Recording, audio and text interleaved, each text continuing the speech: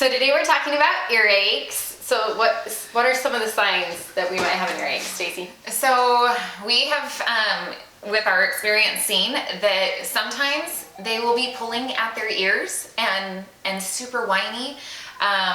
They could just be super fussy.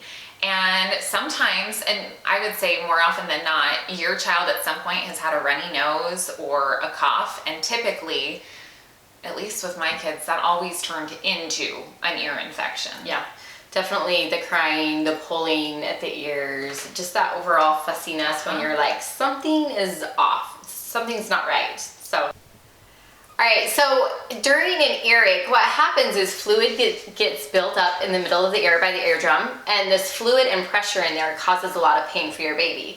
So it all gets red and it all gets infected. And tell us about your awesome little tool over there. Okay, so I have this trick that I waited until my third child to learn.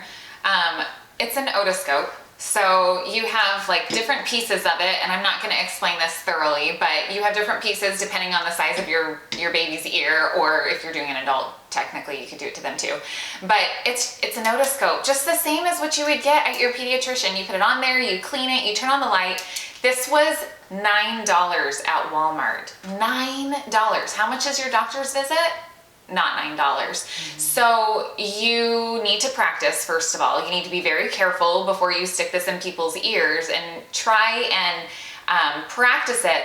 But you can even go on YouTube. There's videos on how to do this. But you look inside your baby's ear and you can see and determine, is it an ear infection or is it something else? And that way when you go to the doctor because your child has an ear infection, you're super surprised, even though you already knew that they had one.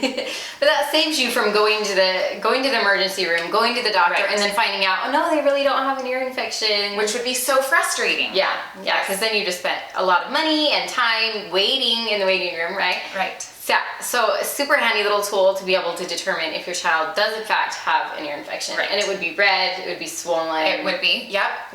So you have to go and take the time to learn the difference between a normal ear versus an infected ear. And the best way to do this is to look in everybody's ears. So your husband, your mom, any other kids, look inside their ear. You can see how far you need to go in. If it doesn't feel good, you've gone too far.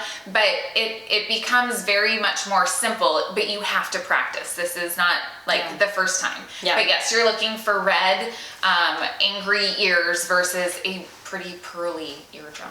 Yeah, absolutely. Super easy. Okay, so now you've determined your baby does indeed have an ear infection. It is all red and swollen. So what are some solutions? What can you do next? I love to turn to essential oils. I didn't have these with my older children, but then I was introduced to them and saw how amazing they were, and I was able to use them with my younger ones. So I love doTERRA essential oils. They've saved me from going to the doctor many times. So for ear infections, I love tea tree oil is one of my favorites. It's antibacterial, antiviral, all of that good stuff. Another one that we love is basil. Basil essential oil is another one that's really, really good to help bring the swelling down, help with the redness, and help your baby's ear heal. Okay, so always when we're using essential oils with babies, we want to dilute the oil. I love this fractionated coconut oil.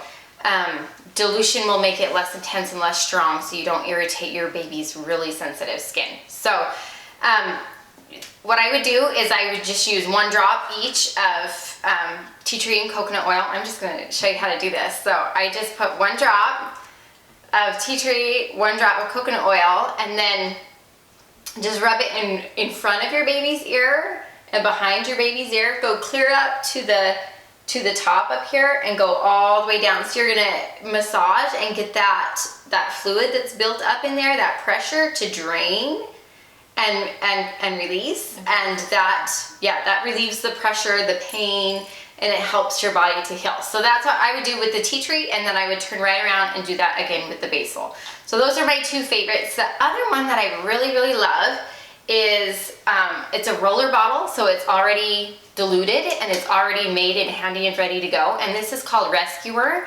and it's a pain blend, a soothing blend to be able to help. So just rubbing that on really, really quick and soothing, again, just massaging the same way. Do you have anything to add to? No, I was actually going to ask you, because as I love essential oils, but I'm not super comfortable with them. Is there an age limit on this? Like how, because babies of all ages get ear infections. So. Right. So you'll hear a lot of different stuff online. A lot of worried moms, oh, you can't do that and you can't do this. And I have used all of the oils with my babies since they were born. So there's really not, just dilution is key so that you don't, irritate the skin.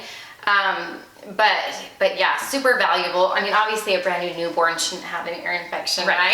Right. Then we've got other problems to discuss. Right. Yes. Right. But yeah, any age. So they're a godsend. One other thing that we did before we had essential oils was use garlic oil, and you could just get that at your, anywhere. Yeah, anywhere. Garlic oil. My husband would actually take the garlic and he would mince it up, and he would use olive oil and like make his own garlic oil. But that is super effective too. So again, you never want to like drop the oil into your baby's ear, but rubbing it in front of and behind is super helpful. You could also put it on a cotton ball and then just stick the cotton ball in the baby's ear too, and that will help as well. Okay. So in addition to that, I love the idea of essential oils, and I'm a nurse, and so I go the doctor route of how we would handle things, but I love the natural side of it, and I wish that I would have known more about that with my kids. That being said, you also have some ears that just may not respond to this. You have viral versus bacterial, and how do you determine it? Well, the doctor side is, if you've got an ear infection, we're going to treat it with an antibiotic, and something is going to happen. Either it's going to go away on its own because it's viral, or it's bacterial, and the antibiotic is the reason that it went away. Here's the thing. You do not have to take the antibiotic. So, for example, I have actually taken my kids in knowing that they had an ear infection, gotten the prescription, and waited 24 to 48 hours to see if it would go away, because their ear was red, but it wasn't terrible. And I am a Tylenol ibuprofen kind of mom.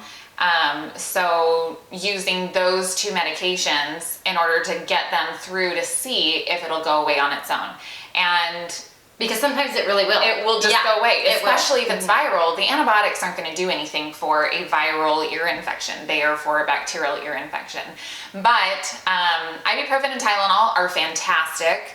It is not recommended to use ibuprofen with any babies under 6 months, but 6 months and up is kind of when you start getting those ear infections more frequently, unfortunately. So I always start with ibuprofen. I am not advertising for them. I just simply think it works the best. It takes an hour and 15 to start kicking in, but ibuprofen, and then I do Tylenol 3 hours later, and then ibuprofen 3 hours after that. The Tylenol is good just to get you to your next dose.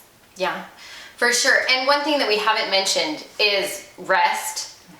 And then heat, even maybe not with like a little one, but you said it's usually earaches are older, a little bit older, and then plenty of fluids, making sure your baby is hydrated, has a lot to drink, and a lot to rest. This isn't the time to go to the party or to take them to the store, or whatever. If they're not feeling well, you just need to stay home and be with your baby. Important to just set life aside and cuddle your little bundle and be there for them. Let them feel like you're there for them. Don't worry about the grocery store. Don't worry about all the other things. Call a friend and have them take care of that for you.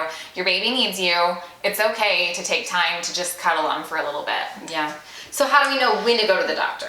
So if these are not working, and typically with an ear infection, you're going to have a fever, in addition to all the other, the ear pulling and the super fussiness. If none of those are working, or you know that they've got an ear infection because you bought your little handy dandy otoscope from Walmart, and it's just not getting better, then you probably need to go. Also, if their fever, which we'll go into that in a different segment, but if their fever is lasting and not going away, then you might have a little bit more going on even than just an ear infection. But most of the time, it's an easy do this, and then move forward with going to the doctor. Okay, so when they go to the doctor, what can they expect? What is the doctor going to do? So the doctor is going to do what you should do before you go. They are going to listen to lungs. They're going to ask you, has your baby had a runny nose or a cough? Because a lot of times that's where the fluid comes from, and then it gets stockpiled in their ears. Right. They're going to ask if you've given them any medicine. Have you given Tylenol or ibuprofen? It is really helpful if you do go to the doctor that you can tell them when your last dose was and how frequently you're giving it. If you're frustrated because you gave it yesterday at 2 p.m. and it's today at 4 p.m. and they're just not feeling better, well, that's because you didn't give them more medicine or you haven't been doing the essential oils. And also make sure you let the doctor know that you're doing essential oils. It's one more thing showing that you are doing something versus doing nothing. But then they're going to check their ears. Like I said, they're going to listen to their lungs and they're going to say, it looks like your child has a really angry eardrum. And you're going to say, so what do we do now? And that's when they're going to prescribe an antibiotic and likely send you home. So tell us about antibiotics. You said wait like 24 hours if you can to make sure that's really what's needed. Right. Okay, and then you start giving that antibiotic and you don't stop. Don't stop. If it says go 10 days, you go 10 days. If it says 3 times a day for 10 days, then you do it 3 times a day for 10 days. So bacterial infections, and I'm sure that you've heard about this from something else, but bacterial infections can start to acquire like an immunity to antibiotics if they are not taken care of completely before it's done. Like the bacteria can regrow. So you want to make sure that it is completed all the way. And then after the 10 days, check their ear again. You can even check their ear again at 3 days. But if it's all better, you keep going until that 10 days is up or that 7 days is up. That is so important. Don't stop an antibiotic. Yeah. And one thing about the essential oils is you can use them in conjunction with the ibuprofen and the Tylenol and the antibiotics. Right. So keep using those even though you might be using more modern medicine as well. So super helpful. Perfect. I think that's about it for earaches, right? Yeah. All right. Very nice.